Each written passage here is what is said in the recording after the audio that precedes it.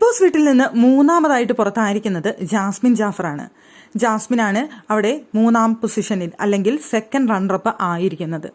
എന്തായാലും ഡിസർവിംഗ് ആയിട്ടുള്ള ഒരു കണ്ടസ്റ്റന്റ് തന്നെയായിരുന്നു എന്നാണ് എനിക്ക് ജാസ്മിനെ കുറിച്ച് പറയാനുള്ളത്. ഒരു ഗബ്രി കോംബോ അല്ലെങ്കിൽ ജബ്രി കോംബോ അത് തന്നെയായിരുന്നു ജാസ്മിന്റെ പരാജയത്തിന് ഏറ്റവും വലിയ കാരണം. ഒരു പക്ഷേ അവിടെ ഈ ഗബ്രി കോംബോ അവിടെ പിടിച്ചില്ലായിരുന്നെങ്കിൽ, ജാസ്മിൻ എടുത്തില്ലായിരുന്നെങ്കിൽ ഒരു പക്ഷേ ഇതിന് മുകളിലേക്ക് എത്താൻ സാധ്യതയുള്ള ഒരു മത്സരാർത്ഥി തന്നെയായിരുന്നു ജാസ്മിൻ എന്നാണ് എനിക്ക് തോന്നുന്നത്.